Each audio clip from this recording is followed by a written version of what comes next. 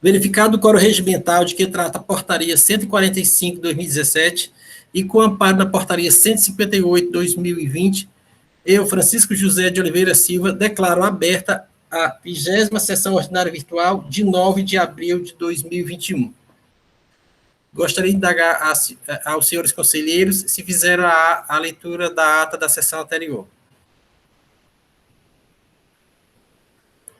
Não tendo havido, então, eu aguardo para a próxima sessão para os senhores verificarem a leitura da ata e aprovação respectiva. Indago a secretária Silvana se existe alguma resolução para assinatura. Não, senhor presidente. Não havendo, vamos passar para o nosso expediente do dia. Na sessão de hoje, teremos 3 processos da Panfarma, distribuidora de medicamentos limitada. Vamos fazer o relato de cada um individualmente. Se houver alguma conexão, possibilidade, a gente faz alguma votação em conjunto. Anuncio o primeiro processo, processo de recurso 12775-2018, aí 2018-03836. Recorrente, Panfarma, distribuidora de medicamentos limitada, recorrido Seju. Relator, Dr. Henrique José Leal Gereissati. Encontram-se presentes para fazer sustentação oral de suas razões recursais, Dr. Rogério Isidro e Dr. Rafael Assunção. E conta presente também representando a Procuradoria-Geral do Estado, Dr. Ubiratã Ferreira de Andrade. Com a palavra o relator, Dr. Henrique Gereissati. Presidente. Sim, Silvana. Os advogados informaram que esse primeiro processo não vai ter a sustentação oral.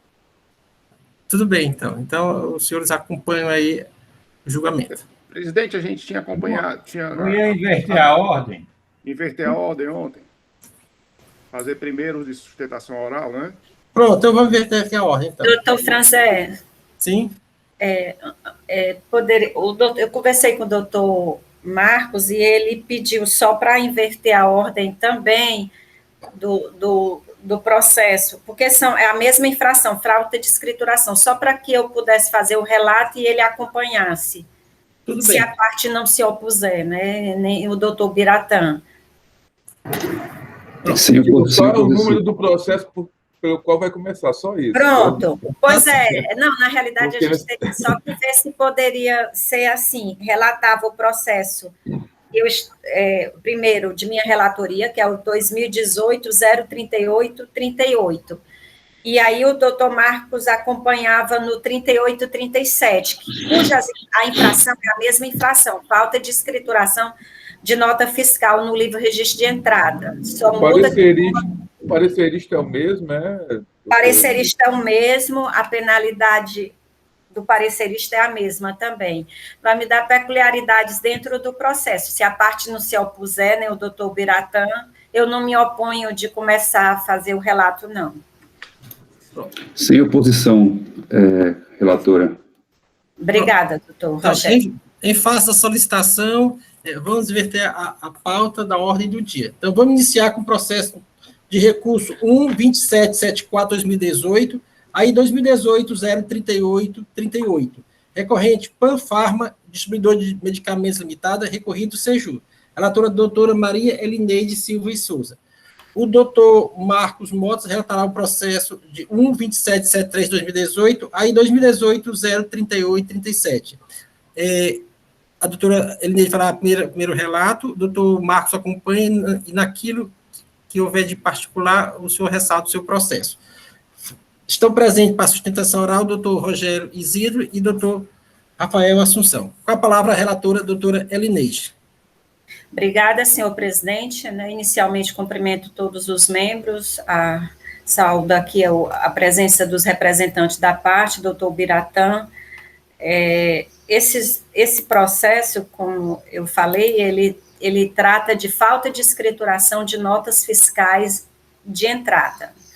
Vou ler aqui o relato do agente autuante. Deixar de escriturar no livro próprio, inclusive na modalidade eletrônica, documento fiscal relativo à operação de entrada de mercadoria, no período de janeiro a dezembro de 2013, a empresa deixou de informar no seu SPED, FD, documentos fiscais de entrada no montante de R$ 1.078.783,40. Essa base de cálculo, né, foi aplicada a multa de 10%, prevista no artigo 123.3G da Lei 2.670/96, alterada pela 16.258, de 2017, que resultou numa multa de R$ 107.878,34. Na informação complementar, folhas 3 a 4, o agente do fisco esclarece que verificou por meio do SPED, escrita fiscal digital, que o contribuinte não lançou no livro registros de entrada de mercadoria, bem como não foram informadas na DF, SPED, enviadas ao FD, várias notas fiscais. E aplica a penalidade do artigo 123.3G, como eu já mencionei, 10%. A comprovação as notas estão relacionadas em planilha anexa aos autos, nas folhas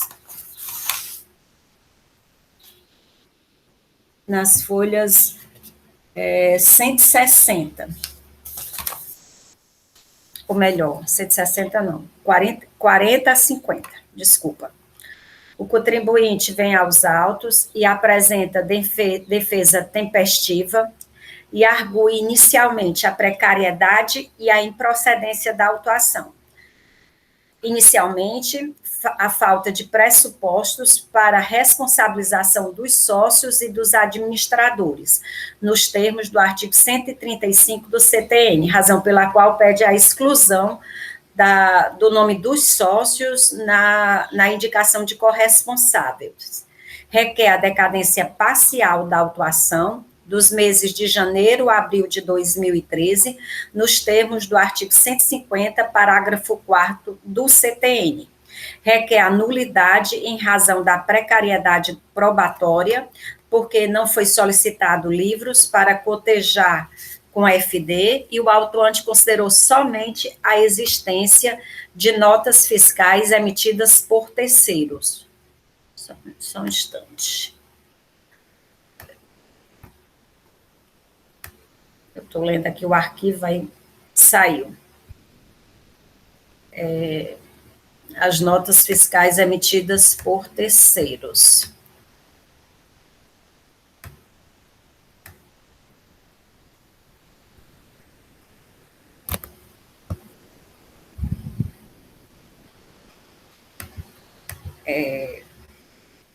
Requer nesse sentido, né, se for necessário, a realização de perícia nos termos do artigo 88, parágrafo único, combinado com o artigo 95 da Lei 15.614, sem prejuízo de posterior manifestação da impugnante. E aí, nesse aspecto, o contribuinte traz aos autos, já na defesa, vários e-mails trocado entre a empresa e o fornecedor, indicando a recusa de algumas notas fiscais, de documentos, né, emitidos, e traz também a nota fiscal, traz a resposta do fornecedor em e-mail e a nota fiscal que seria que cancela a operação. Essa documentação está acostada aos autos, de várias notas, não de todas, uma amostragem. Argue por amostragem, conforme falei, que notas fiscais de recusa, conforme notas fiscais de entrada e e-mails trocados com os fornecedores. Afirma ainda a existência de sinistro de mercadoria e anexa também na documentação comprobatória boletins de ocorrência demonstrando a existência de sinistros. Argumenta também a incompatibilidade do relato infracional com a capitulação da penalidade, que a conduta descrita corresponde à penalidade prevista no artigo 123, 8L da Lei 2.670. E, por último, argue o caráter confiscatório da multa. O julgador monocrático decide pela procedência do lançamento, encontra-se nos autos as folhas 666, 673, com fundamento no artigo 262 e 269, parágrafo 2º, artigos 276 e 276A e 276G do decreto 24569 e mantém a penalidade sugerida. Aqui eu abro um parênteses só para fazer ler a fundamentação do julgamento, porque eu acho que a defesa quase toda reside, em grande parte, no julgamento de primeira instância. Ele faz um relato bem sucinto dos fatos da parte, que a parte trouxe, e aí começa a fundamentação. Relativamente aos argumentos defensórios da acusada, são insubsistentes para análise do presente processo, tendo em vista que não apresentou nenhuma documentação fiscal probante, livros fiscais ou documentos de arrecadação que comprovassem as suas alegações, de que ocorreu erro no levantamento efetuado pelo fisco, que se encontra às folhas 12 e 21. Apenas relacionou itens vagos, genéricos, não representativos de um universo muito amplo, não apontando outros itens com divergências, e, desse modo, alegar sem comprovar não traz efeito jurídico algum à análise do presente processo, inviabilizando até uma perícia para averiguação da verdade dos fatos. Relativamente aos argumentos da defesa de que o auto de infração padece de nulidade, decorrente de vício de precariedade probatória, porque, a despeito de imputar infração relativa a descumprimento de obrigação acessória, não foi instruído com outros elementos probatórios que lhe daria suporte, e que o auto de infração foi somente instruído com o relatório fiscal intitulado Notas Fiscais Eletrônicas emitida pela Panfarma e não lançadas na FD, nada mais, e de que as operações relativas às notas fiscais de saídas dos fornecedores e listada pela autoridade fiscal foram anuladas mediante recusa, conforme notas fiscais de entrada e e-mails trocados com fornecedores, que há situações ainda em que as operações foram inexistentes, tendo em vista que ocorreram sinistros com as mercadorias, de modo que as exigências combinadas nessa autuação fiscal não possuem suporte fático nem jurídico, e que o disposto no artigo 123, inciso 3, a linha G da Lei 12.670/96, não corresponde à infração descrita pelo próprio autuante, sendo indevida a sua aplicação. Isso porque, ao se admitir a penalidade qual descrita no auto de infração, a penalidade que ela se adequaria corresponderia à linha L do inciso 8º do artigo 123 da Lei 2.670, e que, no que concerne à penalidade aplicada, importa destacar seu caráter subsidiário, o caráter excessivo, desproporcional, desarrazoado e confiscatório da multa, correspondente a 10% sobre os valores da operação. São sem sentido alegações acima, tendo em vista que consta dos autos as informações complementares do AI, folhas 3 a 4, a planilha demonstrativa das notas fiscais destinada ao contribuinte não registrada no SPED, FD, 12 a 21, a cópia das notas fiscais objeto da autuação 22 a 46, assim ficando bem claro que não se trata de um mero descumprimento de obrigação acessória, e desse modo não cabe outra penalidade que não seja o artigo 123, 3G da Lei 2.670, pois a adequada para a infração ocorrida aos artigos 260 e 269 e 276A e G do decreto 24569/97. Ainda de que as alegações citadas encontram-se registradas, não causou nenhum efeito à análise dos fatos, pois o contribuinte não apresentou nenhuma comprovação de tais registros fiscais alegados, bem como de operações inexistentes ou sinistros. Aí ele vai tecendo comentários sobre os outros aspectos. Com relação à retirada do sócio, ele argumenta que, no caso presente, a indicação do nome do sócio no auto de infração é somente para efeitos de verificação do cadastro. Afasta também o artigo 150, parágrafo 4º do CTN, porque não há o que homologar, portanto, não pode se falar em lançamento por homologação. Argumenta o artigo 149, 5º do CTN, cujo prazo decadencial rege-se pela regra do 173.1, 5 anos, a contar do primeiro dia do exercício seguinte, aquele em que o pagamento antecipado deveria ter sido realizado. E aí afasta o pedido de decadência da parte, né? Deixa eu ver se tem algo mais importante aqui para relatar do julgamento de primeira instância. Pronto. Agora volto para o meu relato. Intimado da decisão de primeira instância, o contribuinte apresenta recurso tempestivo, folhas 677 a 706, ratificando as razões da defesa, enfatizando que, inicialmente, a nulidade da decisão de primeira instância, por falta de apreciação e de julgamento sobre relevantes argumentos da defesa. Embora conste no relatório os argumentos da defesa, o órgão julgador não os enfrentou na sua fundamentação do julgado.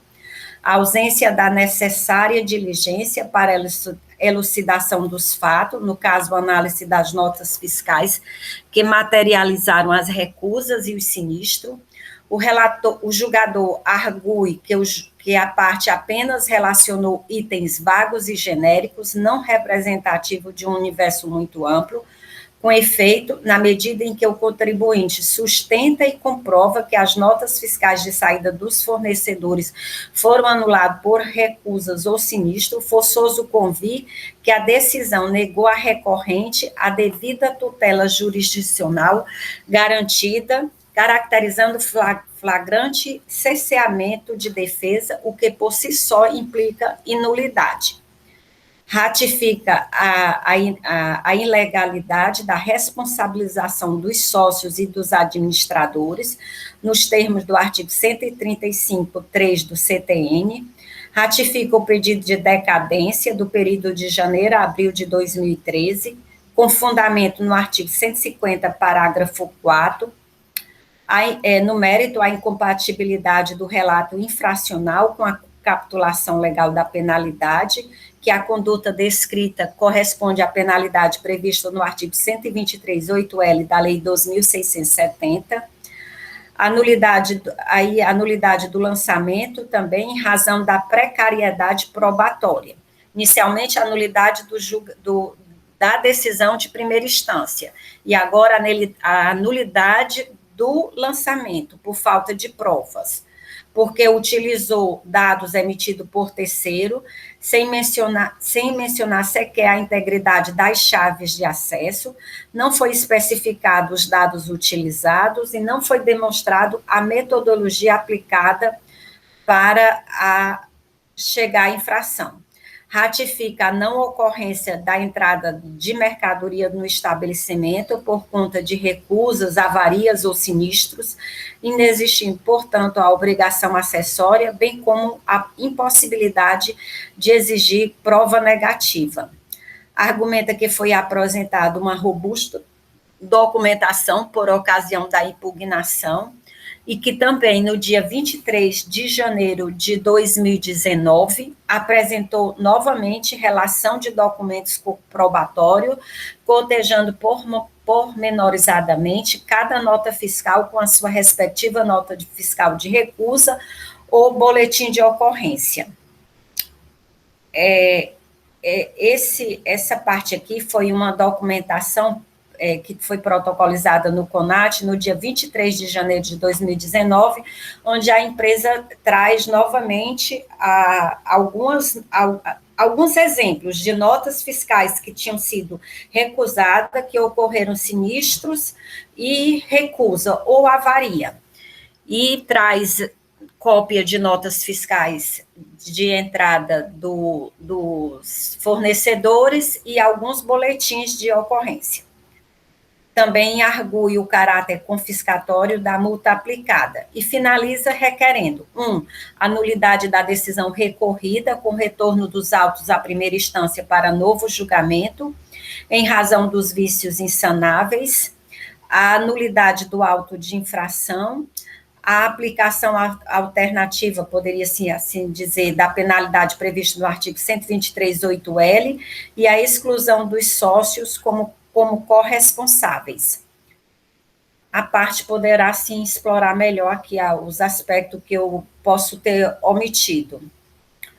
O processo é encaminhado à célula de assessoria tributária, sendo emitido o parecer 264/2020, que encontra-se as folhas 740 a 742 verso, sugerindo o conhecimento do recurso ordinário, dar-lhe parcial provimento e julgar parcialmente procedente a acusação fiscal em razão do reenquadramento da penalidade para a prevista no artigo 123.8L da Lei 2.670/96, alterado pela 16.258.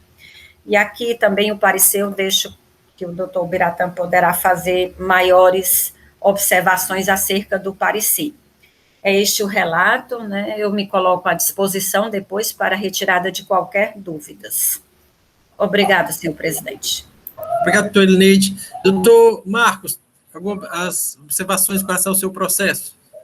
Presidente, o processo é muito parecido, né? Também deixar de escriturar no livro, entrada de mercadorias, mesmo período, janeiro a dezembro de 2013, a base de cálculo é R$ 3.639.933,30, multa de 10%, e a diferença real é que aqui se trata de documentos selados e não lançados no SPED. Apenas essa diferença. Todas as peças do processo são muito parecidas. Sim, idênticas. Eu não identifiquei nenhuma diferença em relação à da doutora Elineide. Obrigado, doutor Marcos. Dando seguimento ao processo, com a palavra do doutor Ubiratã Ferreira de Andrade, procurador do Estado. Bom dia, senhor presidente, bom dia, senhores conselheiros, bom dia, doutora Silvana, os advogados aqui, representando a empresa, doutor Rogério Zida, doutor Rafael Assunção. Presidente, vamos aqui tentar, assim, porque são muitos detalhes aqui nesse processo, aí tem a arguição de nulidade de julgamento, tem a arguição de nulidade do próprio lançamento, tem também algumas questões que, inclusive, foram enfrentadas ontem no processo, como a questão da ausência de responsabilidade dos sócios relacionados no auto de infração, né?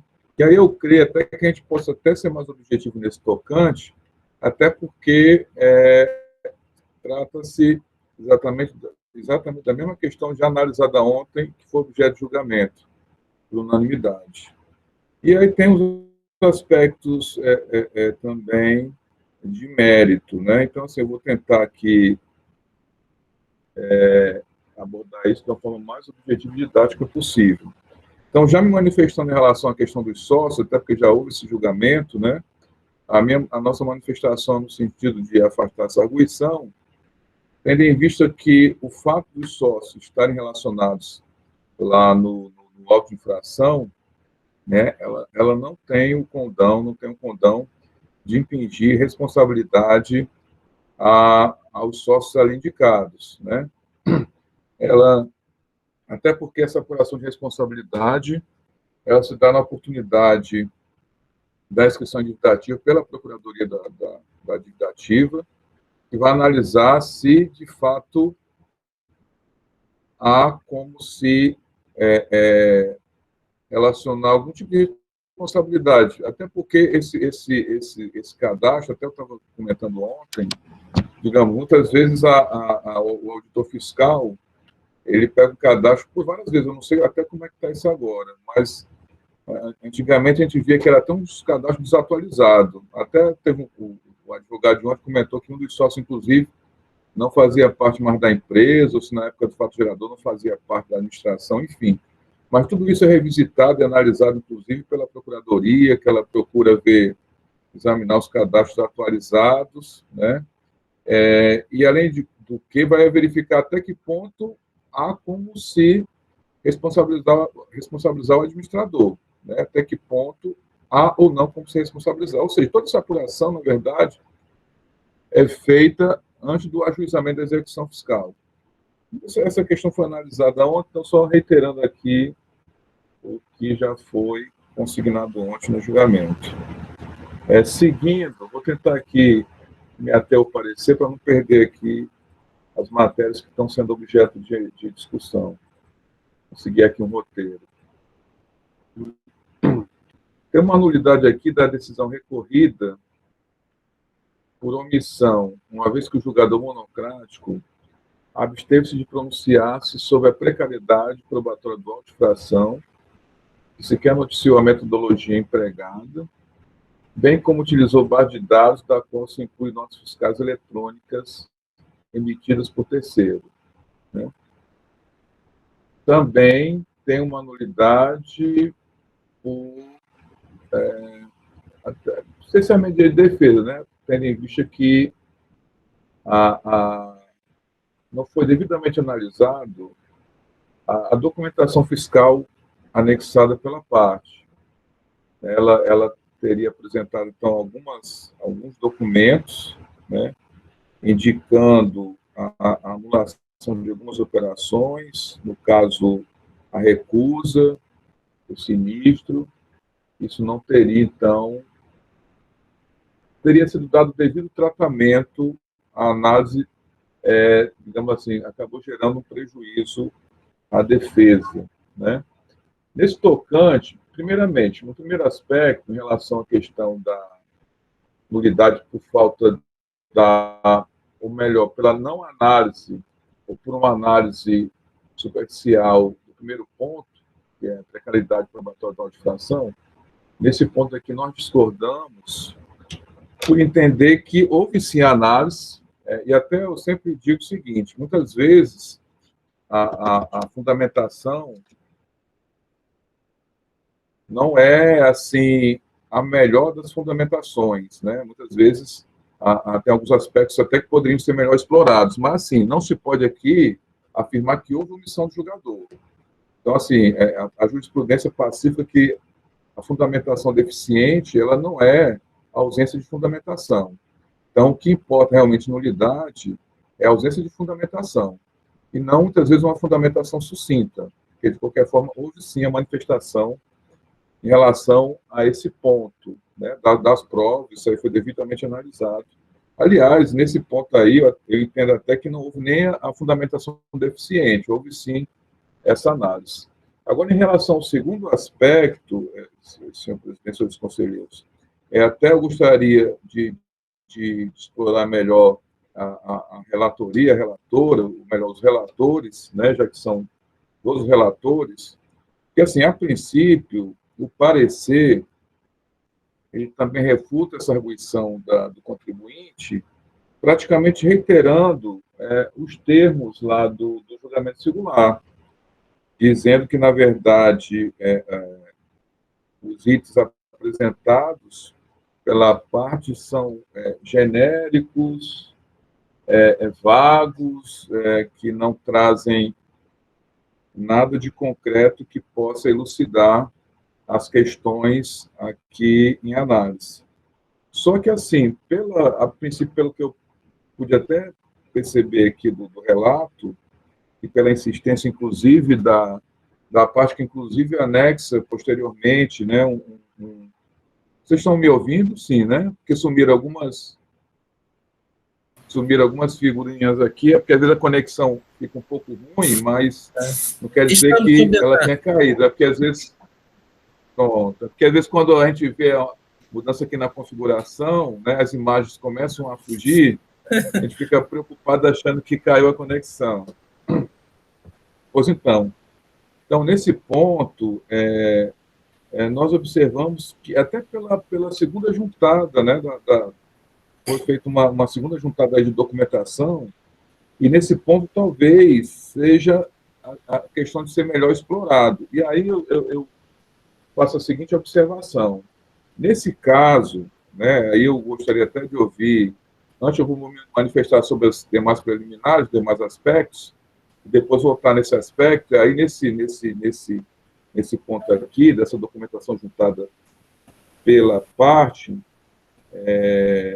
eu gostaria até de ouvir os relatores, na verdade, né, sobre essa possibilidade desse aprofundamento em relação a esse ponto, mas sem que isso, a nosso ver, ainda que haja necessidade de um melhor aprofundamento e de uma eventual diligência ou perícia, que isso não venha importar em nulidade do julgamento de primeira instância. O que eu quero dizer? Eu quero dizer que o julgador fundamentou. Ele entendeu que aquele pedido ele não deveria ser apreciado porque os itens seriam vagos, imprecisos e tudo mais. Houve uma manifestação, um ponto de vista, segundo o entendimento do julgador, errado ou não, né? Houve esse entendimento. Então, a gente não pode falar que é ausência de fundamentação. E como a perícia, uma diligência, porque aí seria uma matéria própria de uma perícia, né? Esse tipo de questionamento. Ela pode ser realizada em segunda instância, então isso aí a gente poderia encaminhar por uma análise, aqui mesmo a Câmara poderia encaminhar para essa análise. Como eu disse aqui, sempre digo, como o CONAT ele tem essa possibilidade de realização de perícia e diligência em segunda instância, diferente do judiciário, com uma situação dessa, você tem que retornar. Então, você anula a decisão, porque você tem que diligenciar, tem que apurar tudo, né? Instrumentalizar todo o processo, os aspectos materiais e fatos, na primeira instância. Nesse caso, não. Então, assim, eu abro esse parênteses, né, em relação a esse aspecto, porque realmente eu sinto falta, até mesmo no parecer, que o parecer praticamente reitera os termos do julgamento de primeira instância, inclusive não faz nem menção a esse segundo peticionamento, onde a parte anexa aí a uma relação dessa documentação que estaria materializando uma recusa, né, por parte, ou seja, algumas operações, então, não teriam ocorrido aí porque não poderiam ser registradas. Então, mas prosseguindo, até para a gente poder deixar todos os pontos, nos manifestar sobre todos os pontos, tem a questão da decadência, salvo engano, nesse processo, porque são tantos processos da Panfarma, e tem muitos com a alegação de decadência, e eu não sei se nesse aqui também a menção de decadência. Janeiro a abril. Né? Pronto. Nesse caso, nós rejeitamos essa arguição, porque é muito claro o descumprimento da obrigação acessória. Então, assim, a ausência, né, de escrituração.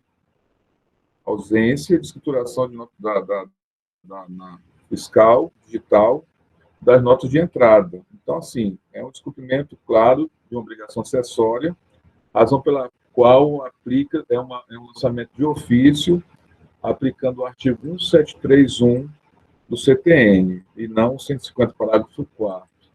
Daí porque não há de se falar em decadência.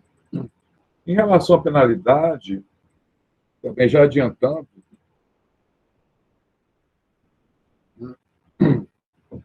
caso se confirme a autuação na sua procedência ou passe a procedência, caso isso venha com perícia e algum desses documentos sejam excluídos do levantamento, o fato é que nós entendemos que a autuação correta é aquela constante do auto de infração que foi confirmada no julgamento singular e não aquela sugerida no parecer da assessora, né?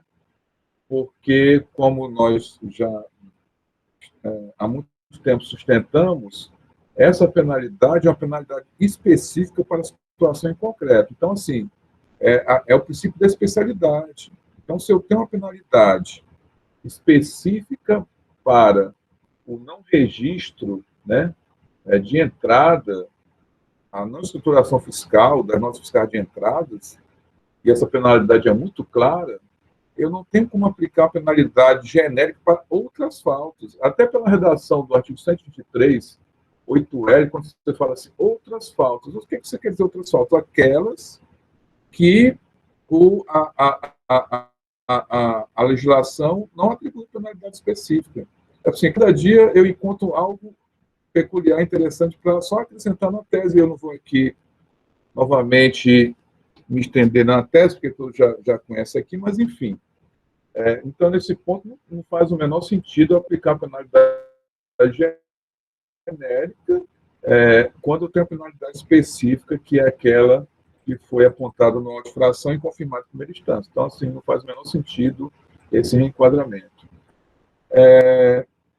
Então, assim, em linhas gerais, senhor presidente, senhores conselheiros, advogados aqui presentes, são essas nossas considerações e, como já dito aqui, eu peço apenas que os relatores eles apenas explorem um pouco mais essa questão dessa documentação que foi anexada pela parte, até que ponto realmente a gente pode fazer uma maior apuração disso, sendo que isso não seria motivo de nulidade do julgamento, mas, se fosse o caso, a realização de uma perícia. Então, por hora, são essas considerações, senhor presidente. Obrigado.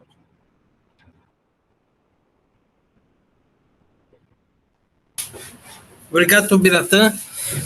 Dando seguimento com o processo, passo para os advogados da parte. Doutor Isidro e doutor Rafael. Bom, senhor presidente, Francisco José, senhora relatora Maria Hélida e senhor Marcos Mota, também relator do outro auto de infração, estão sendo apreciados simultaneamente. Senhor procurador também, o Biratã, senhores conselheiros e todos os demais presentes. Gostaria de iniciar minha fala desejando um bom dia a todos. Senhor presidente, só uma pequena parte, que talvez tenha causado uma dúvida, eu tinha até conversado antes com a senhora Silvana, a razão de nós não estarmos apresentando a sustentação oral dos 3 autos de infração que estão na pauta hoje do Conselho. Primeiramente, essa razão, senhor presidente, ela se dá em razão da complexidade do caso. Nós entendemos que esses 2 autos de infração eles são relativamente mais complexos, mas o motivo principal, na realidade, é pela flagrante nulidade que existe na decisão de primeira instância. Não é um costume nosso fazer sustentação oral, os senhores devem estar até cansados de julgar em processo da Panfarma essa semana, mas nós, como somos advogados da empresa, raramente fazemos. Até o senhor indagou se a gente já tinha participado de alguma sustentação oral no Ceará, mas a nulidade foi tão flagrante, é tão chamativa dessa decisão de primeira instância, nós optamos por estar realizando essa sustentação dos 2 autos de infração. Eu vou tentar ser o mais breve possível, eu gostaria só de levantar aqui alguns pontos também que foram observados. Inicialmente, em relação à responsabilização dos sócios. Foi dito pelo julgador de primeira instância, e eu não sei qual foi o entendimento dessa Câmara em relação aos outros autos de infração julgados ao longo dessa semana, que o fato de os sócios constarem do auto de infração, isso não significa a responsabilização deles.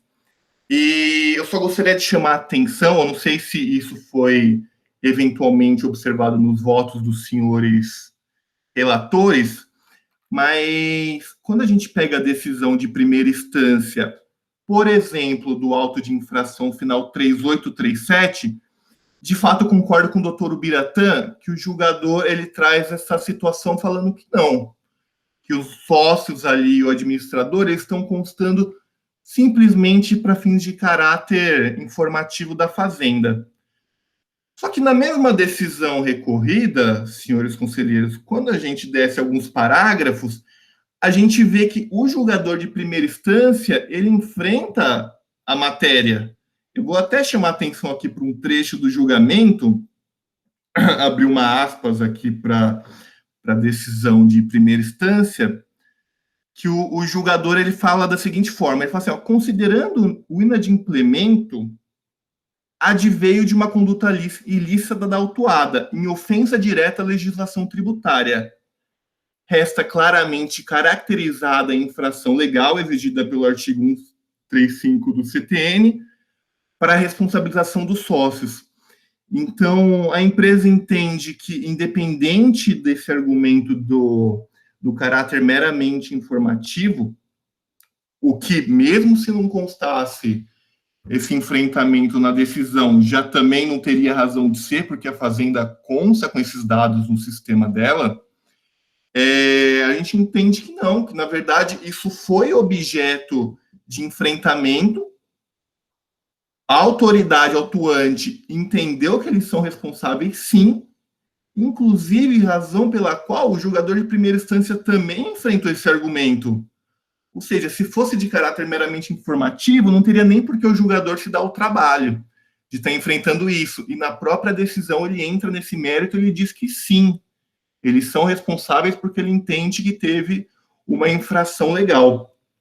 Em relação à nulidade do julgamento que o doutor Ubiratã trouxe, até o entendimento de que realmente não houve essa análise do acervo probatório, e de fato em nenhum dos autos de infração houve, porque a empresa, num primeiro momento, apresentou todas as notas e os comprovantes que ela tinha em poder, recordando que isso está em poder de terceiros, não é nem fácil para a própria empresa ter acesso a isso.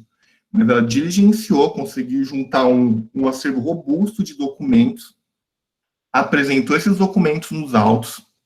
Numa segunda oportunidade, novamente, conversando com seus fornecedores, apresentou um novo acervo probatório, que, de fato, eu concordo com a senhora relatora, que ele não é exauriente, ele é uma amostragem. Nesse fato, a empresa concorda. Isso tem a razão de ser porque a empresa não dispõe desses documentos, mas que não haveria nem como essa conversão em diligência em segunda instância, devendo se declarada a nulidade. Por quê? Porque, como o auto de infração, ele basicamente, ele se edificou numa presunção, eu estou dizendo presunção por quê? Porque o fiscal, ele se baseou em notas e informações emitidas por terceiros. Quer dizer, ele também não simplesmente viu essas operações e entendeu que a empresa omitiu. O fato da empresa juntar e comprovar que isso não é uma verdade, isso afastou por completo essa presunção do auto de infração. E a empresa entende que não apenas essas notas têm que ser revistas, têm que ser afastadas do auto de infração, o que talvez até justificaria essa diligência que o doutor Ubiratã propôs agora em segunda instância, mas ela afasta a presunção do auto por completo. Quer dizer, não existe mais margem, essa presunção de que a empresa omitiu, ela foi esvaziada. E a partir do momento que ela foi esvaziada, isso tem que ser submetido à reanálise, de novo, pelo julgador de primeira instância, não apenas das notas, mas a própria construção do auto de infração. Então, nesse ponto, a empresa reitera, além da necessidade de análise dessas notas, que sim, houve nulidade da decisão de primeira instância e que isso não pode ser afastado. Isso tem que ser remetido de novo ao julgador para fazer uma análise completa do auto de infração.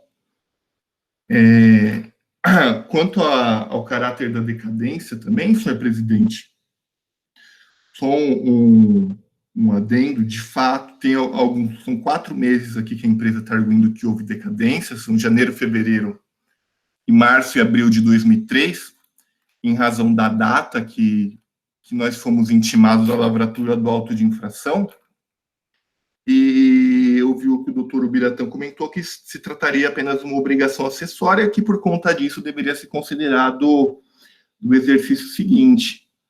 Acontece que essa obrigação acessória, ela é evidentemente interligada aos próprios recolhimentos que a empresa faz para o estado do Ceará. Então, assim, tendo em vista que a empresa apresentou essas obrigações acessórias e efetuou o recolhimento em cima dessas obrigações que foram apresentadas, o prazo aí que tem que ser contado tem que ser do artigo 150, parágrafo 4º do CTN. Inclusive, fazendo um destaque aqui, essa é a jurisprudência da Câmara de Recursos Tributários do Estado do Ceará. Nós trouxemos o recurso de diversas jurisprudências, acredito que também dessa segunda, mais da primeira Câmara, em que é reconhecido que não, o prazo decadencial tem que ser contado da data da entrega da obrigação. E, portanto, esses 4 meses que passados da data de intimação, tem sim que ser reconhecido a decadência e afastados do auto de infração. Inclusive, mesmo que seja reconhecido a nulidade, o que nós acreditamos que vai acontecer, da decisão de primeira instância, por se tratar de uma matéria de ordem pública, nós entendemos que esse fato não afastaria a possibilidade dessa Câmara reconhecer a decadência desse período e já remeter para a primeira instância essa parte remanescente, que inclusive envolve as notas fiscais que nós apresentamos. Continuando, quanto à motivação do auto de infração, de fato, não foi motivado, o que trouxe um evidente prejuízo para a empresa, tanto porque o fiscal se baseou pela questão das notas emitidas por terceiros, e aí os senhores vejam a dificuldade da empresa em ir atrás dessas notas, que ela não teve nenhuma ingerência, e são produtos que, repito, nunca ingressaram no seu estabelecimento. Ele sequer especifica os documentos, ele trouxe uma planilha em apartado do auto de infração, mas também que não motivou, não explica a metodologia que ele empregou para estar chegando nessa conclusão de um auto de infração dos 3 milhões e do segundo auto de 1 milhão, e que por conta disso, decorrente do prejuízo que houve para a defesa, também haveria nulidade do auto de infração. E um outro ponto, fazendo um link já às provas que são a razão de nulidade do julgamento de primeira instância, se eventualmente os senhores não entenderem que é caso de nulidade e que haveria essa possibilidade de conversão do julgamento agora em segunda instância em diligência para apreciação, nós reiteramos o argumento de que o fato da empresa juntar esses comprovantes de recusa, os boletins de ocorrência e os e-mails com os fornecedores, eles afastam por completo a acusação fiscal.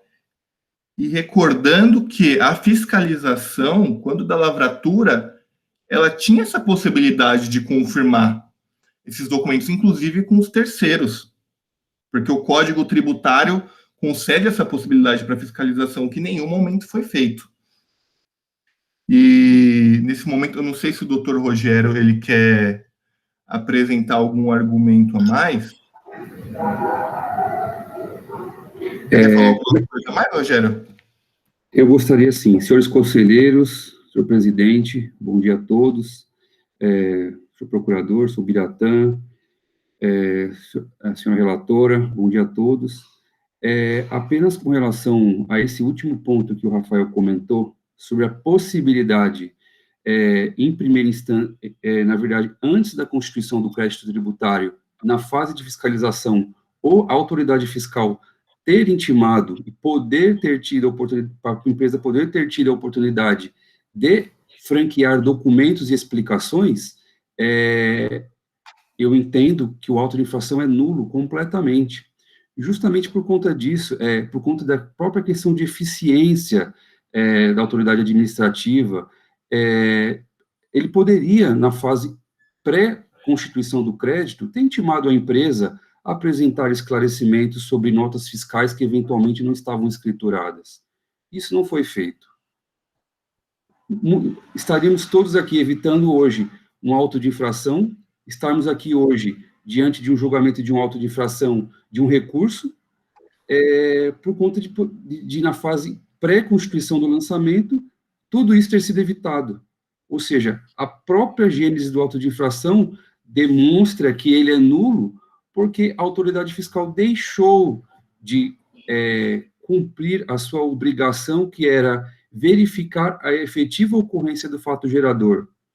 Como a empresa demonstrou por meio de documentos fiscais, por meio de documentos que foram juntados em 2 oportunidades, ressalto, eu reitero, a empresa juntou na fase de impugnação comprovantes comprovantes de terceiros, e-mails de terceiros dizendo que tais documentos não entraram em seu estabelecimento, é muito simples, com toda a vênia ao doutor Ubiratã, para demonstrar a insubsistência do lançamento.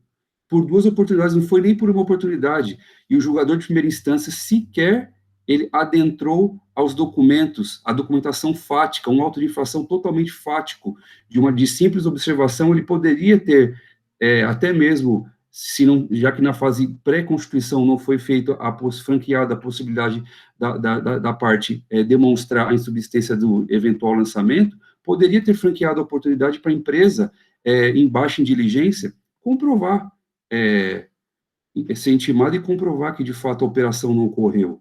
E não foi feito. E esse é o motivo porque a decisão de primeira instância é completamente nula. Ela deixou de observar um princípio do processo administrativo, não franqueando a oportunidade da empresa comprovar se de fato a operação ocorreu. Consequentemente, a própria gênese do lançamento não existe, é insubsistente. Esses seriam os pontos que eu gostaria de reiterar, porque o doutor Rafael já colocou já fez uma excelente explanação a respeito do tema, e por conta disso, a Panfarma requer o provimento em seu recurso, de modo a cancelar integralmente os lançamentos. Obrigado, doutor Rafael e doutor Rogério Isidro. Senhores conselheiros, o processo está em discussão. Eles já se manifestar, sinaliza. Doutor Elineide, gostaria de se manifestar. Depois, doutor Alexandre Goiana. Bom dia, senhores, reitero, bom dia. Eu vou pular aqui alguns aspectos que talvez sejam até prévios, como é a questão dos sócios, decadência, nulidade da decisão, nulidade do AI. Eu vou, inicialmente, para a documentação anexada pela empresa, certo? Inicialmente, na defesa, a empresa anexa. É uma vasta documentação. Inicialmente, ela coloca todos os contratos sociais e lá na frente começa a anexar alguns documentos que são e-mails que ela troca entre ela e os fornecedores, alguns fornecedores, onde ela diz que está sendo fiscalizada e requer a nota de entrada daquela mercadoria que foi objeto de recusa por N motivos, né? E aí ela também tem um retorno, tem um e-mail de retorno das empresas. E em seguida ela anexa essa nota de entrada que faz alusão a uma nota fiscal de remessa. Só a título de exemplo aqui, eu vou pegar alguns que eu me debrucei. Ela anexa um e-mail trocado com a Eurofarma, né, e aí vem a nota 293538, que foi referente à nota 6376. Aí depois ela anexa outro e-mail e tem a nota fiscal de entrada 21730, que se refere à nota fiscal de venda 19213. Agora, também tem alguns detalhes, se os senhores forem analisar essa documentação.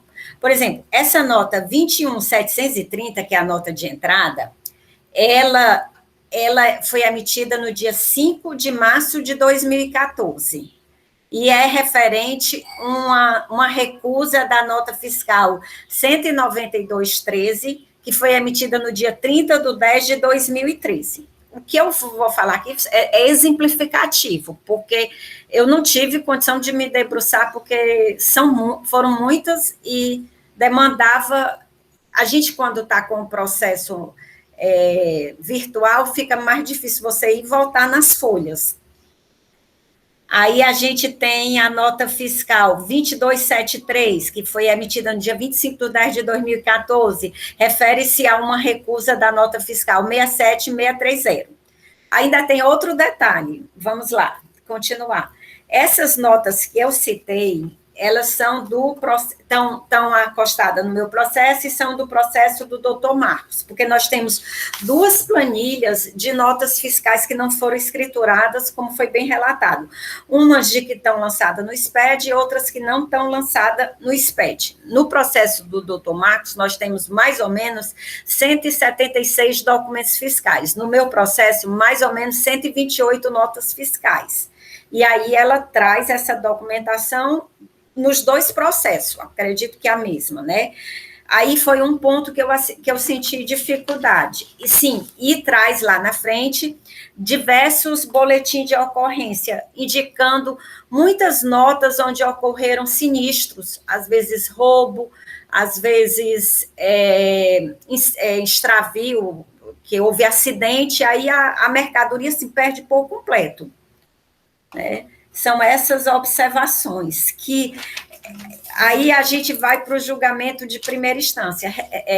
Esse julgamento de primeira instância eu li e reli várias vezes, porque eu queria entender. Realmente, ele aborda, ele traz os pontos que a parte fala. Eu até li essa parte na hora do meu relato, porque é como se ele também tivesse abordando esses pontos e afastando, porque no entender dele, essa documentação que foi apresentada não foi uma documentação que daria respaldo ao que a parte alegou, que seria a questão das operações canceladas e da existência de sinistros.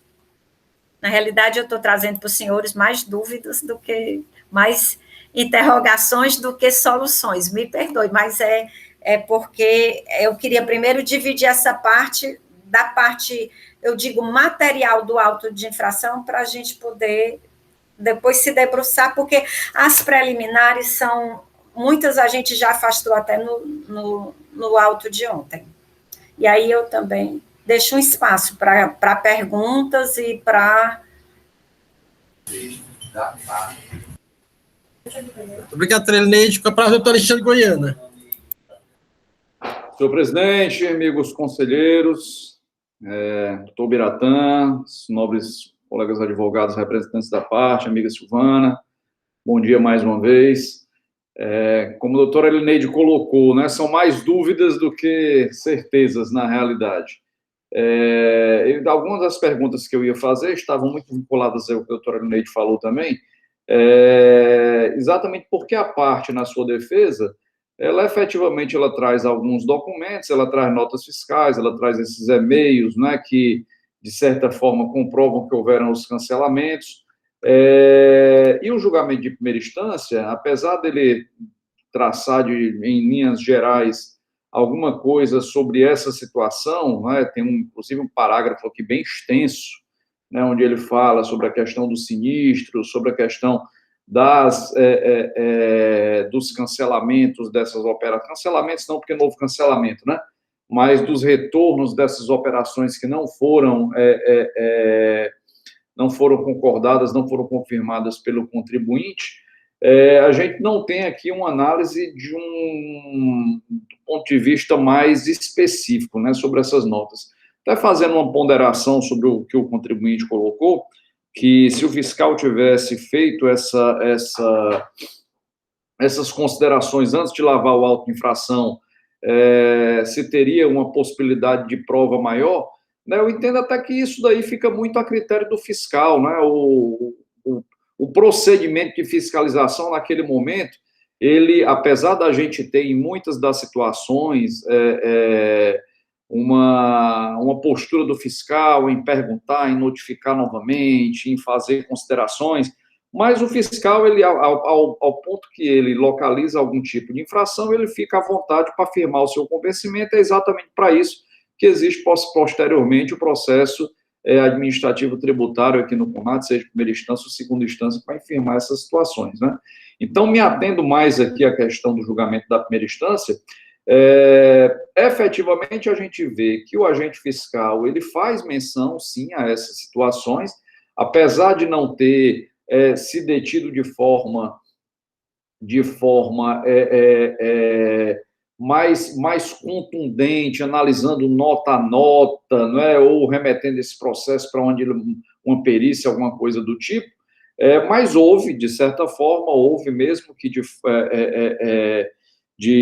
forma não queria nem colocar a palavra superficial, né? Mas houve uma análise do agente fiscal sobre as argumentações do contribuinte. Me vem aqui ao caso, doutora Elineide, se essas notas fiscais, se a gente não poderia, por exemplo, nessas notas que foram colocadas aqui pelo contribuinte a título de exemplo, se houve efetivamente a passagem dessas notas na época que acho que era Citran, né? 2013, pelo Citran, era Cometa ainda? Está sem áudio. Começo do Citran, né, 2013. Citran, não é? Pois é, não houve passagem dessas notas pelo Citran ou não é como uma comprovação de que isso realmente entrou aqui no Estado, porque, assim, realmente, como a senhora disse, ficam aqui mais dúvidas do que certezas, né? Não sei se seria o caso de realmente a gente pensar aqui, até como a gente está sempre trabalhando com foco no princípio da verdade material, em baixar esse processo de diligência para verificar, para fazer uma análise mais acurada dessas situações, não só que o contribuinte está apontando aqui, mas como de uma forma ampla mesmo, através de uma intimação lá pelo setor de perícias ao contribuinte, né? Inicialmente, senhor presidente, era só esse ponto. A questão da decadência aqui também eu não vejo como se aplicar, porque a gente está aqui, diferente de ontem, a gente está aqui especificamente trabalhando sobre infrações que dizem respeito a obrigações acessórias, então realmente não se aplicaria o artigo 150, parágrafo 4º, e diferente até do que foi colocado pelo contribuinte, as próprias decisões que foram anexadas ao recurso, elas são por falta de recolhimento, né? Então não se aplica nessa situação específica. No mais, as outras preliminares são preliminares que a gente já julgou ontem também nos outros processos da Panfarma, e estão bem claras, a meu ver, aqui para essa etapa. É isso, senhor presidente. Muito obrigado.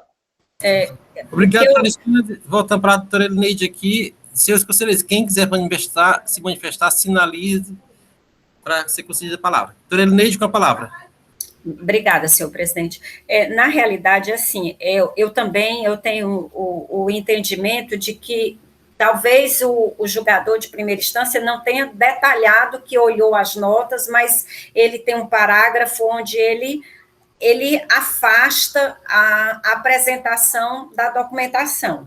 Agora, sim, também, por que eu vejo isso? A relação que a empresa apresenta, ela não faz uma planilha correlacionando essa nota aqui, essa e essa justificativa.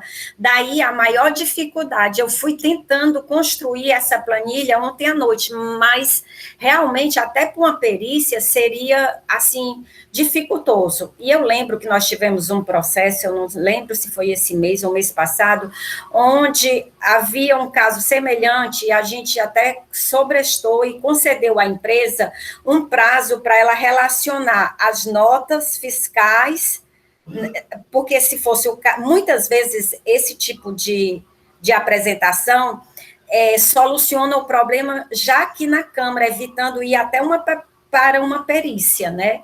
Não estou dizendo que seria esse o caso, né? Mas, assim, até para você mandar para uma perícia, como todas as notas que foi de forma de amostragem, como bem disse aos senhores, que eu detectei, que foram apresentadas, relacionam-se com o processo do doutor Marcos. Do meu processo, eu saí catando, mas realmente eu confesso que não cheguei a nenhuma nota. Cada nota, e foram várias aqui que eu tenho, eu digo, vale, eu estou analisando o processo errado do doutor Marcos, mas não, essas são as provas que estão dentro do processo de minha relatoria.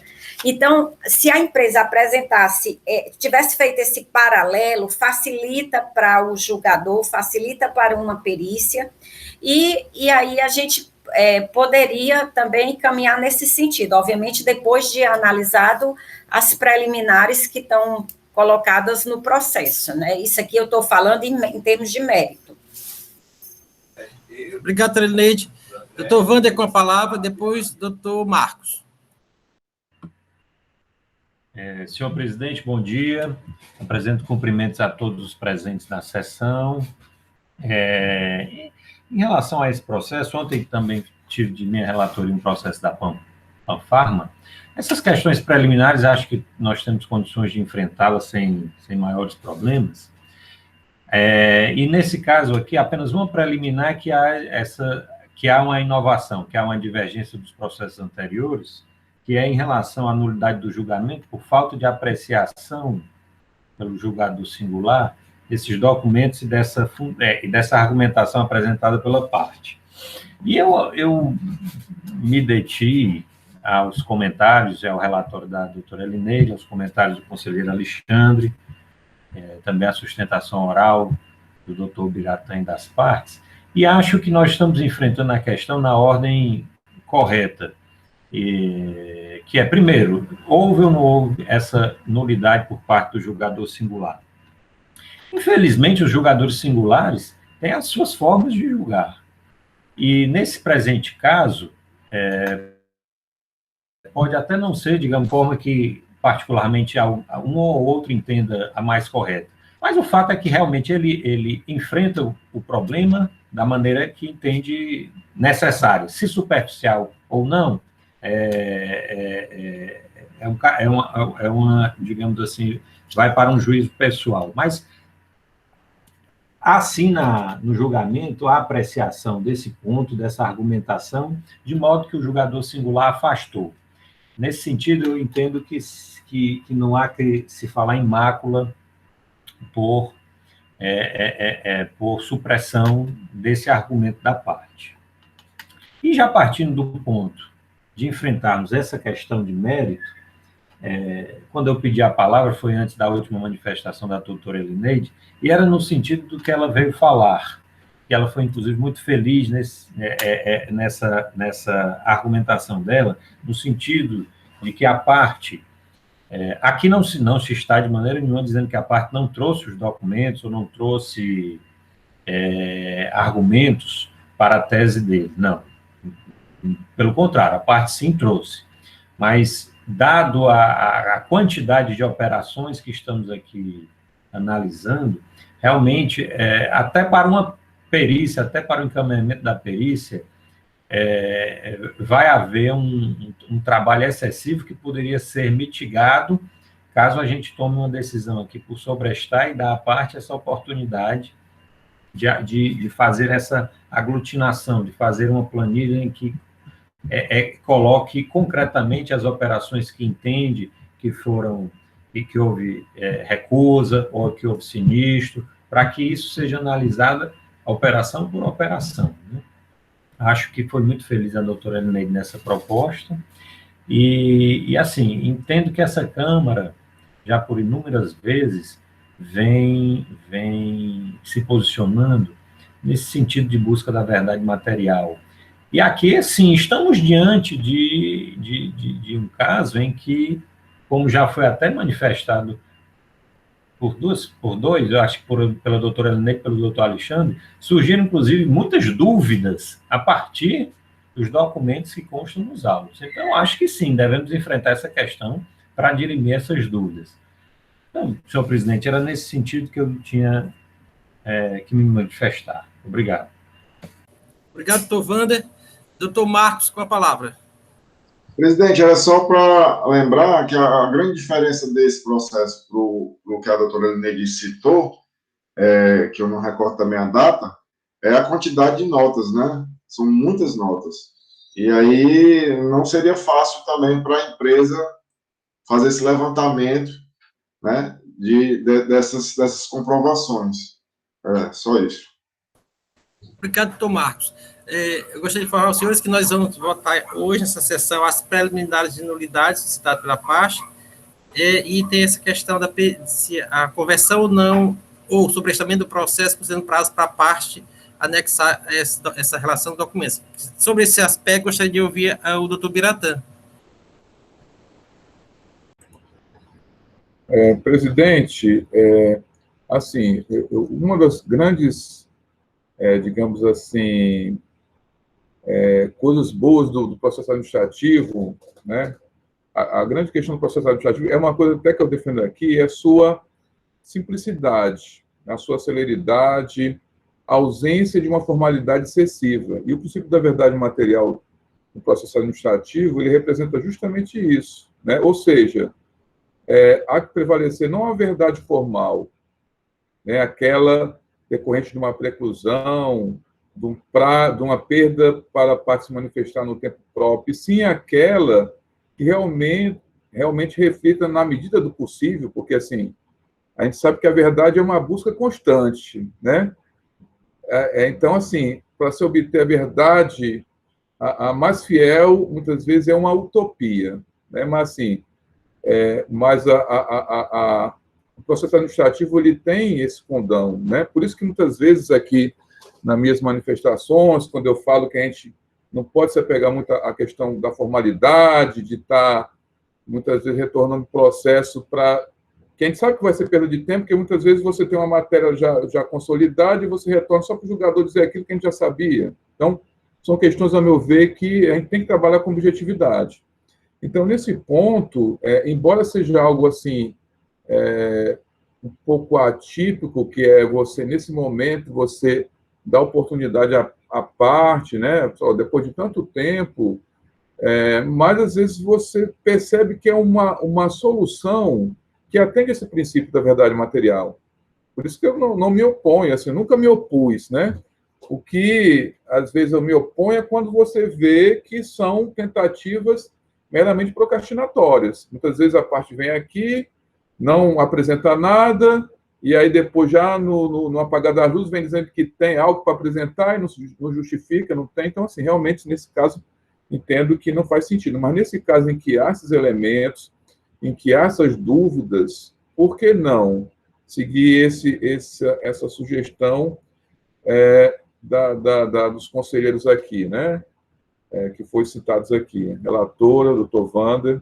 Então, assim, nesse ponto aí, eu não vejo essa impossibilidade. E, voltando a falar sobre a questão da nulidade, né, só registrando novamente que, se de fato essa segunda Câmara ela não tivesse esse poder, essa faculdade de diligenciar, de fazer a perícia, eu também concordaria com a nulidade.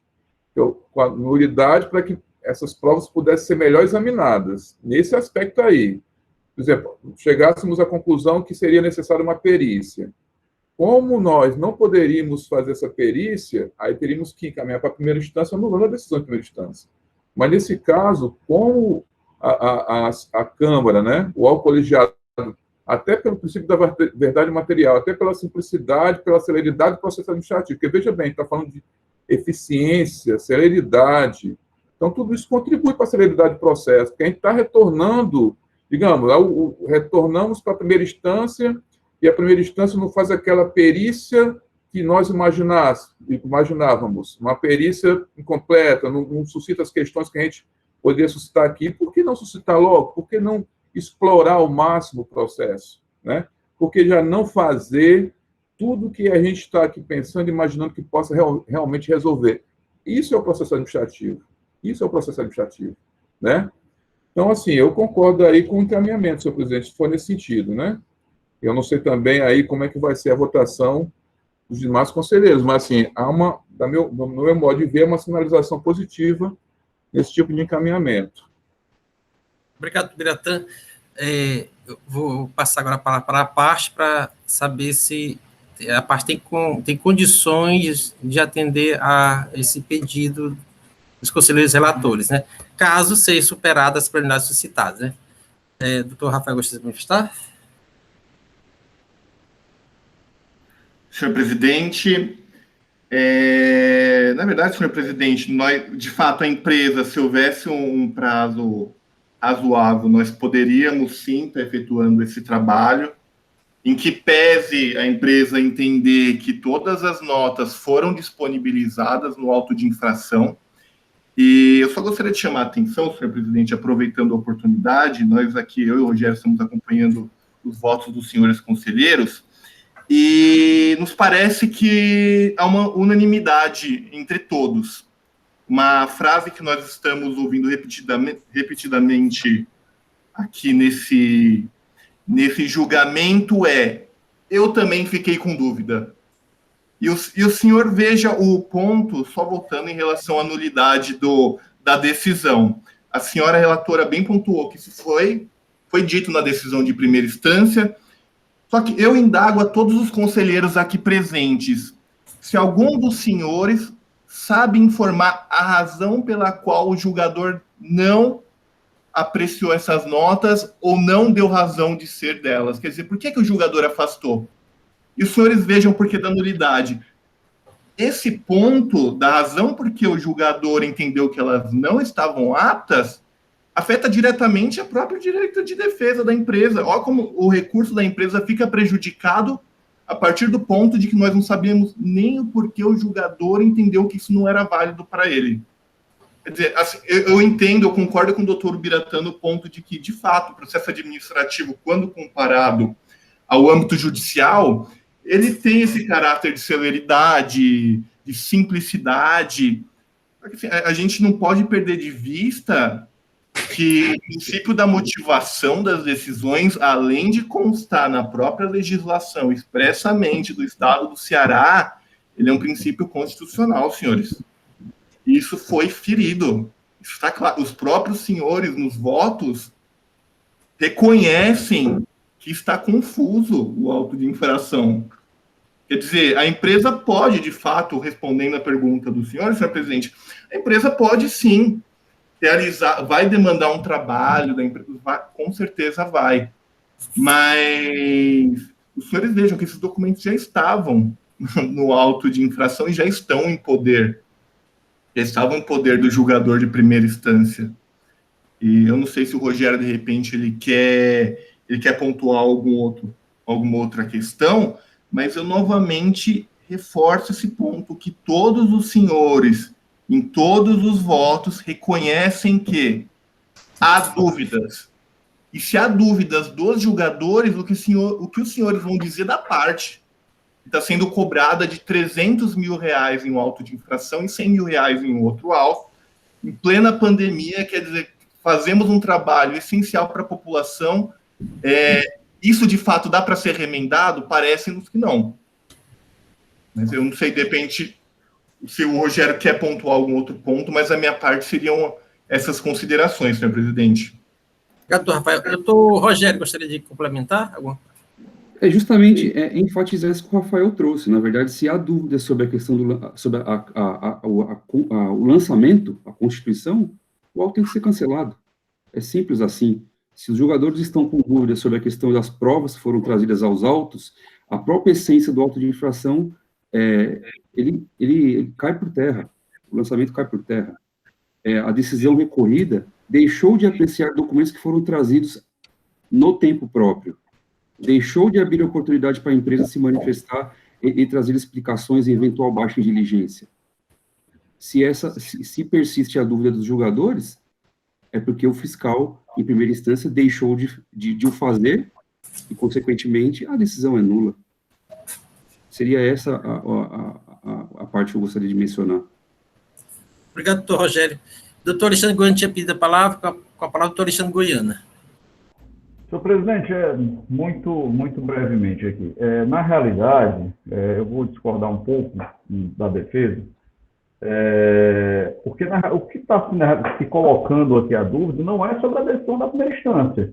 O que está se colocando em dúvida aqui são as provas que foram trazidas, não de forma completa, essa própria parte colocou. Nas provas foram trazidas na defesa de forma demonstrativa, por amostragem. Então, na realidade, o que essa Câmara está buscando é aclarar, é dar mais uma vez a oportunidade à parte de estar trazendo formas efetivas, claras e completas sobre todas as operações que foram apontadas no auto-infração. O auto-infração, ele não, a meu entender, ele não é nulo, exatamente porque no trabalho feito pelo agente fiscal, ele enumerou todas as notas fiscais que estão vinculadas à infração. E, da mesma forma, a decisão da primeira instância se pautou pelo mesmo fundamento, fazendo, inclusive, menção não só às questões de defesa do contribuinte, mas como fazendo menção também ao trabalho que foi levantado, que foi feito pelo agente fiscal. Então, eu não vejo aqui, apesar de nós termos aqui contumazes no que diz respeito a se respeitar o princípio do contraditório e da ampla defesa ao extremo, não só nessa Câmara, mas nas 4 câmaras do CONAT, como nós sempre debatemos aqui.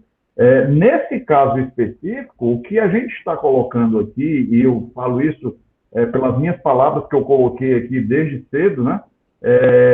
No que diz respeito à dúvida, na realidade, é sobre as provas que foram trazidas pelo contribuinte. A própria relatora colocou de uma forma muito clara de que, quando começou a analisar as provas que foram apresentadas pelo contribuinte na sua impugnação, começou a se deparar em sua totalidade com provas que diziam respeito a outra auto-infração, e não esse, né?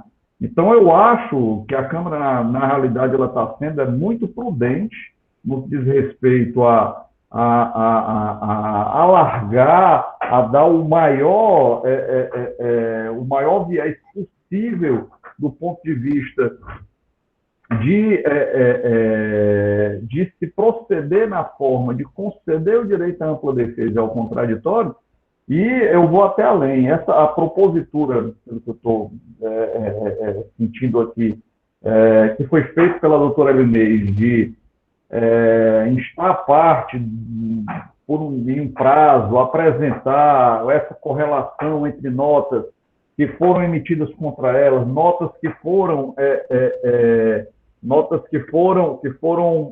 contraditadas no momento, que não foram autorizadas a essas operações, eu acho muito prudente que seja feito antes mesmo de uma perícia, e até do ponto de vista também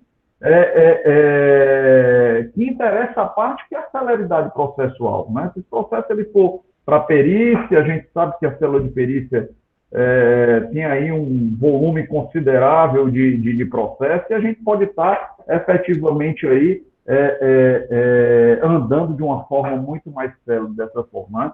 Então, assim, até mesmo do ponto de vista da parte, colocar que não teria como ter acesso a essas notas fiscais e tal, eu acho que não, eu acho que é possível sim. As notas fiscais foram emitidas, eu estava verificando aqui, tiveram notas fiscais que foram emitidas, por exemplo, em dezembro de 2013, e tiveram notas de retorno, deixa eu abrir aqui, estava exatamente verificando isso, notas fiscais de entrada, não é, do fornecedor por recusa de venda 2, 3 meses depois.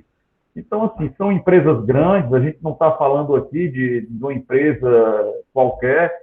Então, eu acredito sim que é possível que a parte faça essa situação, até como forma de controle. A gente sabe que as grandes empresas hoje têm sistemas que ficam buscando, de forma até randômica, emissões de notas fiscais por terceiros, exatamente para se evitar esse tipo de situação. Então, eu não vejo como... primeiro, eu não vejo possibilidade de nulidade do auto-infração, por isso que o auto-infração ele foi construído dentro do que legalmente é determinado, né? Segundo, eu não vejo um prejuízo maior em a parte estar sendo intimada para apresentar esses fatos, né? Nós temos aqui, por exemplo, situações de extravio. Ora, a gente está falando aqui de produtos farmacêuticos, a gente tem ST, a gente sabe que é interesse da empresa ter o ICMS restituído no caso de situações de extravio, no caso de situações de perda de mercadoria, né? Então, com certeza a empresa tem isso, né? Basta realmente ter aí fazer um esforço nesse momento e nos trazer aqui para a gente poder tomar a nossa decisão. É somente nesse sentido que eu queria fazer a última consideração, senhor presidente. Obrigado. Obrigado, doutor Alexandre. Doutor Wanda tinha pedido a palavra, e o doutor Rafael também tinha sinalizado que gostaria de falar, tá certo? Depois do doutor Wanda, eu passo ao doutor Rafael, depois para o PGE. Doutor Wanda?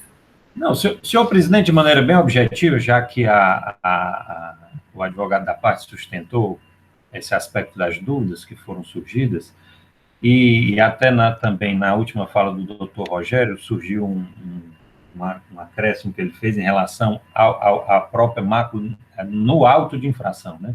Então, assim, eu acho que são três aspectos diferentes, e que não há dúvida em todos eles, não. Ao contrário, em relação ao auto de infração, eu não vejo mácula nenhuma nele, nem tenho nenhuma dúvida quanto à possibilidade a impossibilidade dele ser cancelado. Não tenho dúvida disso. O auto foi feito dentro de maneira clara, objetiva e extremamente bem fundamentada. Então, não há que se falar em cancelamento do auto.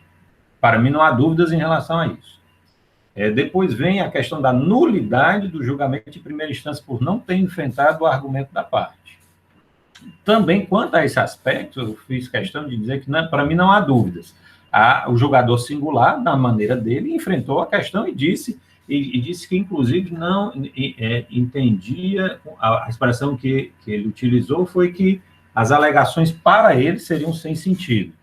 Então, ele enfrentou a questão e julgou da maneira que entendia correta. As dúvidas que surgiram aqui foi realmente, como o doutor Alexandre falou, em relação às provas apresentadas pela parte.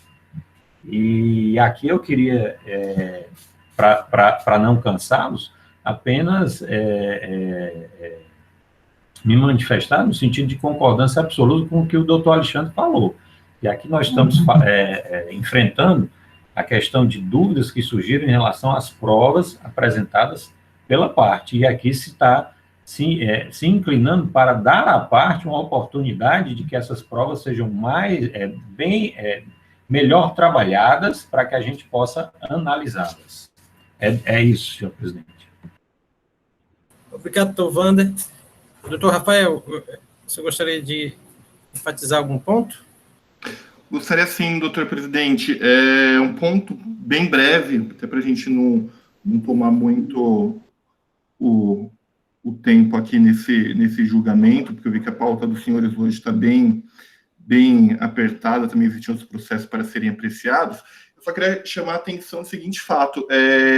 No auto de infração, no final 3837, as folhas 13 a 15, a recorrente trouxe a relação das notas, existe uma planilha que foi apresentada de quais notas estavam sendo impugnadas. No dia 18/12/2018, após contato com seus fornecedores, a recorrente trouxe uma nova amostragem. Nessa nova amostragem, existe inclusive o cotejo entre as notas de entrada e as notas de saída dos fornecedores. E, por último, senhor presidente, aproveitando a oportunidade, eu só gostaria de chamar a atenção um ponto que eu entendo que seja importante. A senhora relatora Maria Helene disse a respeito da data das notas. Só recordar que essas notas são emitidas por terceiros e não é obrigação da empresa. Ou seja, se a empresa resolve emitir a nota de entrada, a Pfizer, por um exemplo, a nota de entrada hoje em 2020, ou 2021, a Panfarma não tem menor ingerência sobre isso. Só chamar a atenção também desse ponto, é só o que eu gostaria de incluir, doutor presidente. Obrigado, doutor Rafael. Ô, Delatan, só para finalizar aqui... Presidente, pela conta da hora, eu acho que se torna desnecessário eu aqui acrescentar até coisas que já foram ditas aqui pelos demais conselheiros. Eu peço apenas que dê seguimento ao julgamento do processo. Obrigado. Obrigado, doutor Biratã. Então, senhores, acho que os processos estão bem debatidos, bem analisados por todos. Eu vou colocar em votação as preliminares suscitadas pela parte. A questão que eu fazer como foi feito ontem, começar com a exclusão dos sócios, né, do polo passivo da autuação. A gente não teria que começar pela nulidade da decisão de primeira instância? Não precede todas as outras? É verdade. E quando a gente volta, se a gente retornaria todo o processo. Devolve toda a matéria para análise em instância. Devolve toda a matéria. Pronto, doutora Inês, muito bem lembrado. Então, com relação à nulidade da decisão de primeira instância, por não analisar as provas, por não enfrentar os argumentos da defesa tocante à metodologia e provas, como se manifesta a doutora Neide? Eu afasto, senhor presidente. Eu vejo que o julgador apresentou, pode não ter sido de forma, assim, detalhadamente, mas ele apresentou os fundamentos com relação à questão da metodologia e da não acatação das provas. Então, eu afasto. Os dois processos serão votados em conjunto. Doutor Marcos, como vota nesse quesito? Também afasto, presidente, pelos mesmos motivos ditos pela doutora Lineide. Voltando agora à trilha normal. Doutor Leilson, como vota? Com os relatores. Doutor Wander?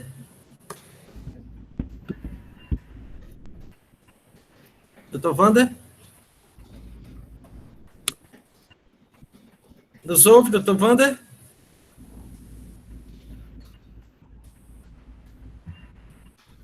Doutor Wander? Estão me ouvindo? Agora estamos. Estamos bem. Pronto. Acompanhe os relatores, senhor presidente. Doutor Alexandre Goiana? Também acompanho os relatores, senhor presidente. Pronto, agora acho que segue a trilha normal. Com relação à exclusão dos sócios, doutor... Faltou meu voto, presidente. Perdão, doutor Henrique. Doutor Henrique, como vota? Com os relatores, senhor presidente. Perdão, doutor Henrique. Presidente, doutor Rafael está pedindo a palavra. Sim, doutor Rafael. Desculpa, eu acho que acabou apertando aqui sem querer, doutor presidente. Me desculpem. Sem problema, doutor Rafael. Voltando aqui à votação, doutora Lineide, com relação à exclusão dos sócios das informações do auto de fração. Também afasto, na realidade ali a indicação é meramente para efeitos de cadastro, né? Não tem o condão de atribuir responsabilidade aos sócios. E no mesmo sentido que o doutor Biratã apresentou as razões. Doutor Marcos, nesse quesito do processo, do seu processo. Afasto também, presidente. Doutor Leilson. Presidente, isso, como já foi muito debatido ontem, por manter a coerência do voto, também afasto. Doutor Alexandre. Não, doutor... Não. Não, é doutor Wander, doutor Wander. Doutor Wander. Acompanhe os relatores. Agora, doutor Alexandre. Acompanhe os relatores também, senhor presidente. E doutor Henrique? Acompanhe os relatores, senhor presidente. Então, esse quesito afastado. Com relação ao caráter confiscatório da multa, tem esse pedido, né, doutora Elineide? Tem a decadência e o efeito confiscatório. Isso, com relação... Vamos botar o efeito confiscatório depois da decadência. Eu afasto, considerando que a matéria não pode ser apreciada pelo CONAT, né? Conforme... Aí eu me perdi aqui no artigo. Artigo 42, né, da nossa lei. 42. Pronto. Doutor Marcos. Também afasto, presidente, pelos mesmos motivos. Doutor Wander. Acompanhe os relatores. Agora eu pulei, foi o doutor Leilson. Doutor Leilson, aqui perdão. Doutor Leilson. Presidente, afaste, inclusive, isso vai ser objeto de proposta de súmula neste CONAT. Todas as N decisões, diversas decisões, que não é possível aos julgadores do âmbito do CONAT suscitar questões de constitucionalidade de dispositivos normativos. Muito bem lembrado, doutor Leilson. Doutor Alexandre? Acompanhe os relatores, senhor presidente, também. E doutor Henrique? Acompanho os relatores, senhor presidente. Agora, com essa decadência, doutora Elineide. Como é meu entendimento, né, já manifestado nessa Câmara, eu nem abordei essa questão, peço desculpa, trata-se de obrigação acessória e, como tal, eu aplico o artigo 173, parágrafo único do CTN, afastada. Doutor Marcos? Presidente, pelo fato da empresa ter declarado e recolhido regularmente o ICMS, eu entendo pelo artigo 150, parágrafo 4 do CTN. Doutor Leilson? Presidente, afasta, inclusive, trazendo jurisprudência bem recente do STJ, no sentido de sempre manter a decadência, no caso do descumprimento de obrigações acessórias, o disposto no artigo 173, inciso 1º do CTN. Doutor Wander? Doutor Wander? Senhor presidente, convenha a doutora Elineide, relatora do primeiro processo, eu voto com o primeiro voto discordante. Eu acompanho o voto do doutor Marcos. Doutor Alexandre Goiana? Não, perdão, desculpe. Aqui nós estamos tratando da decadência de obrigação acessória. Não, perfeito, não, desculpe. Eu acompanho o voto da relatora, da doutora Elineide. Tá certo. Informo seus senhores que depois de votada, antes de encerrada a votação, qualquer um dos senhores pode modificar o voto, sem problema. Certo? Doutor Alexandre Goiana? Senhor presidente, mantendo coerência com o entendimento já que eu venho esboçando, inclusive com relação aos processos de ontem, e como eu já coloquei aqui, por se tratar de obrigação acessória, eu voto com a relatora para afastar a decadência no 150, parágrafo 4. Doutor Henrique? Presidente, acompanho a relatora, doutora Elineide, doutor Leilson, doutor Wanda e doutor Alexandre aí, no 731, por se tratar de obrigação acessória. Então, por maioria de votos, está afastado a decadência suscitada pela parte. Agora, com relação ao pedido de perícia feito pela parte, como vota a doutora... Não, senhor presidente, só uma questão de ordem. Antes, a gente ainda tem a anulidade do auto de infração. Porque nós votamos a nulidade da decisão. Isso. Com relação à anulidade do auto de infração. Ele pede a anulidade do auto de infração porque ele diz que a carência de provas, né? Que a planilha, a ausência de provas e a questão da metodologia. Nesse aspecto, eu também afasto.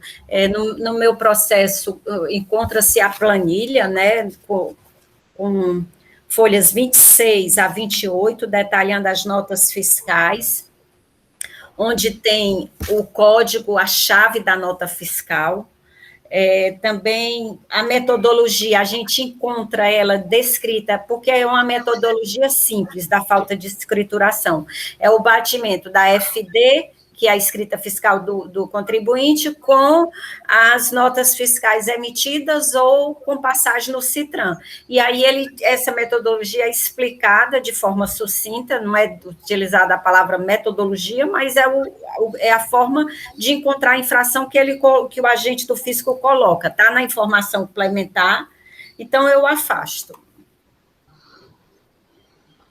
Marcos, com relação à nulidade da autuação. Afasto pelos mesmos motivos muito bem explicados pela doutora Elineide. Doutor Leilson? Com os relatores. Doutor Wander? Acompanho os relatores, senhor presidente. Doutor Alexandre Goiana? Acompanho os relatores, senhor presidente. Doutor Henrique Gereissati? Me acosto ao voto dos relatores, senhor presidente. Então, a nulidade de atuação também é afastada por votação unânime. Agora, com relação à perícia...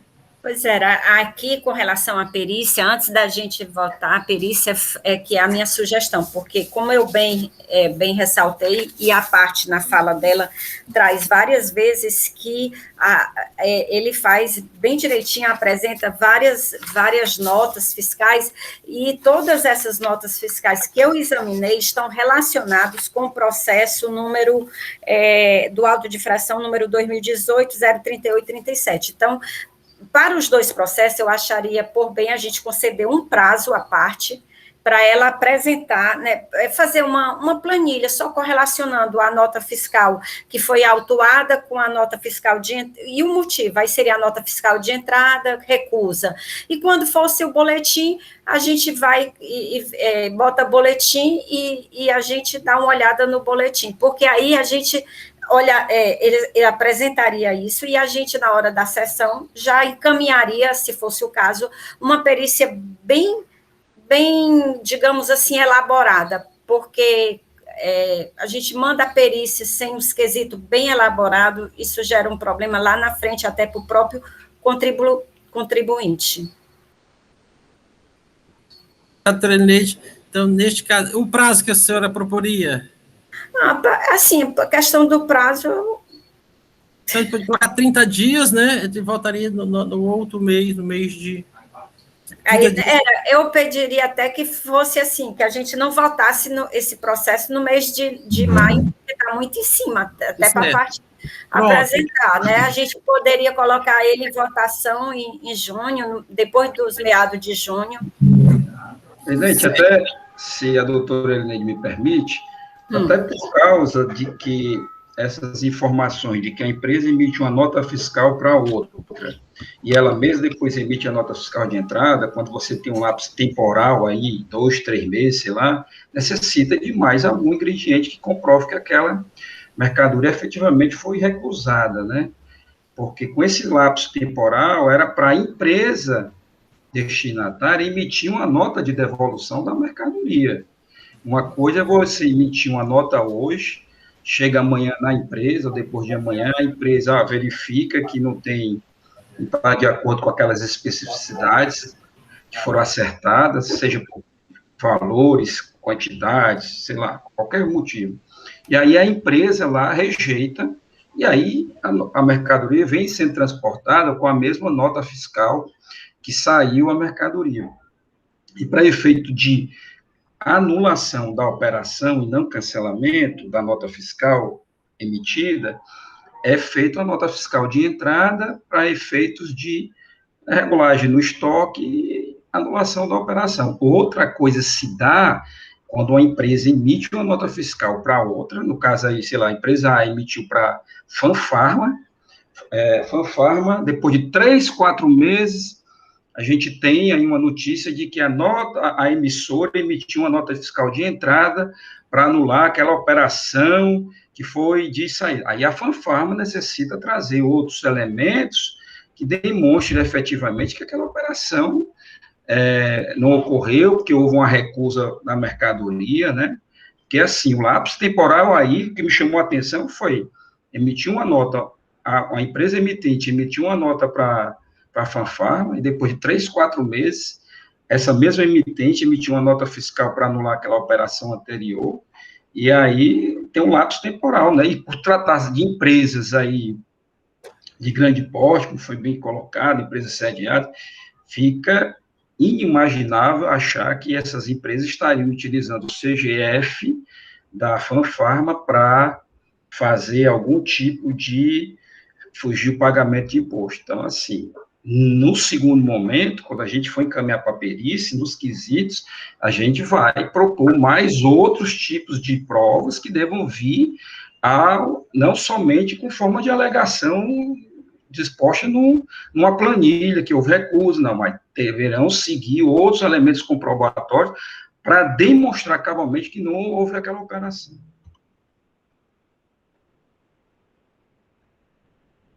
Obrigado pela sua explicação. Senhores entenderam aí o questionamento, doutor Leilson, né?